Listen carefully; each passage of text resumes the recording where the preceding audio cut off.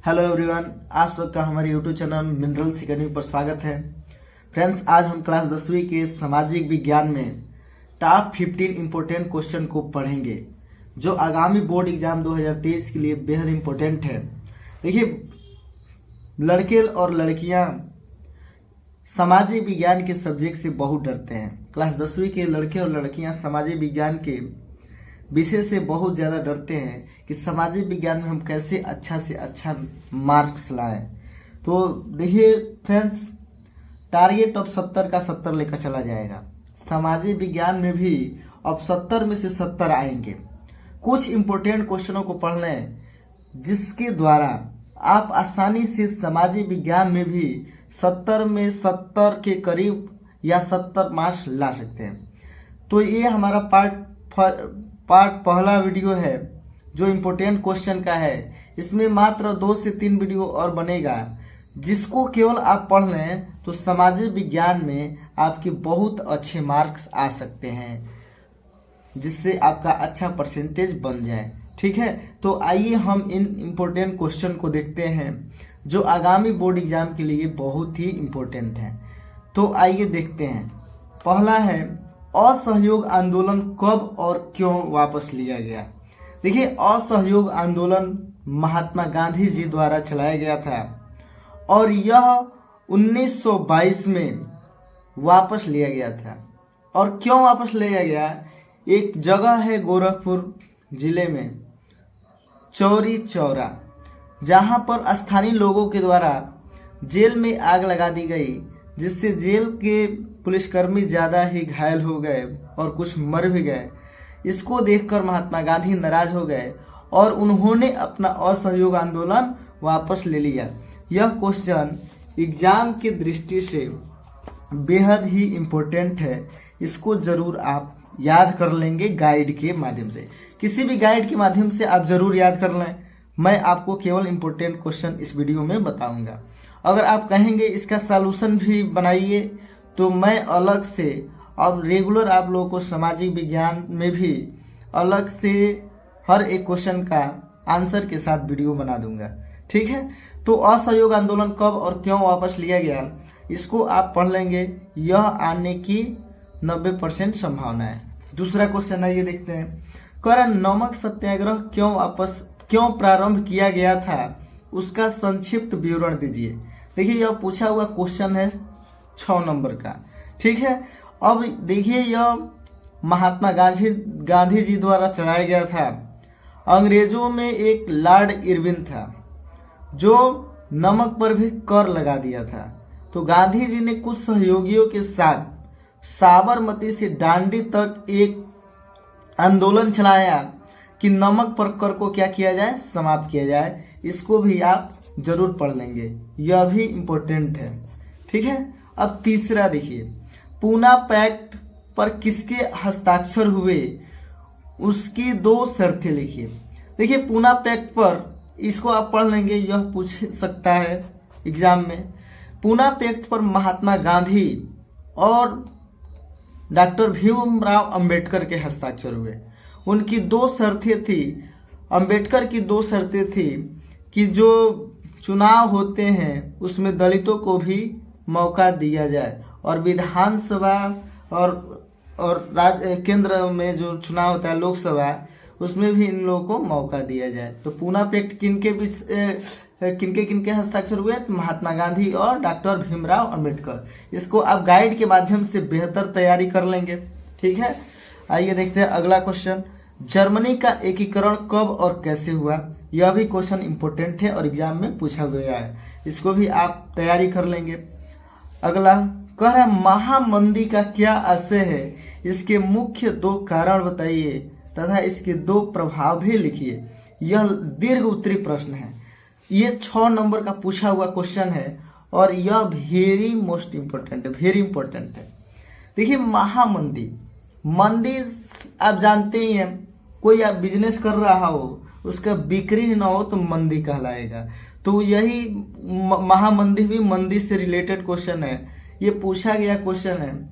आप इसको एक बार जरूर देख लेंगे और इसके आंसर को जरूर याद कर लेंगे ताकि बोर्ड एग्जाम में आपका सब एक भी क्वेश्चन छूटे ना, सबका सब क्वेश्चन आप लिख लें, जिससे आपका सामाजिक विज्ञान में अच्छा से अच्छा मार्क्स आए।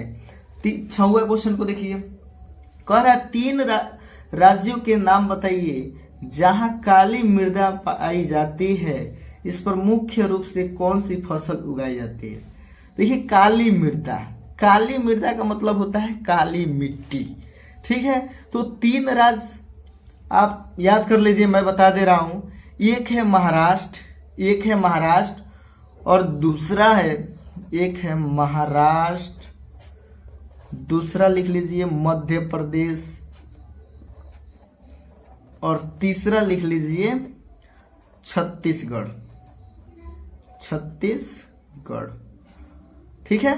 तो ये 3 ऐसे राज्य हैं जहां काली मृदा ज्यादा मात्रा में पाई जाती है।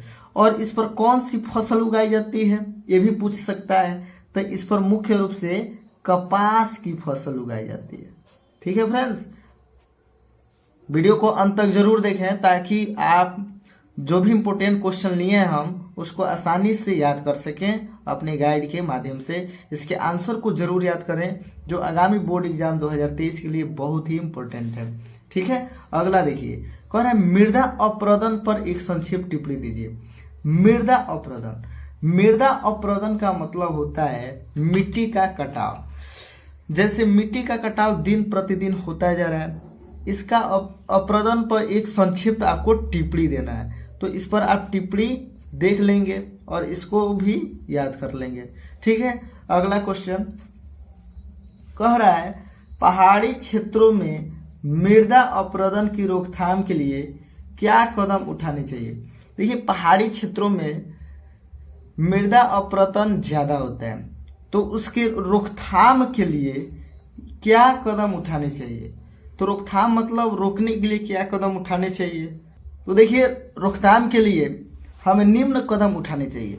जैसे पहाड़ी क्षेत्रों में खेती जो होता है उसको सीढ़ीनुमा तरह से खेती किया जाए, जिससे मिट्टी का कटान क्या हो, कम हो। और साथ ही साथ वहाँ घास ज्यादा से ज्यादा लगाया जाए, जिससे मिट्टी का कटान क्या हो, कम हो। इसका विस्तृत आंसर देखने के लिए आप किसी भी गाइड का प्रयोग कर सकते हैं।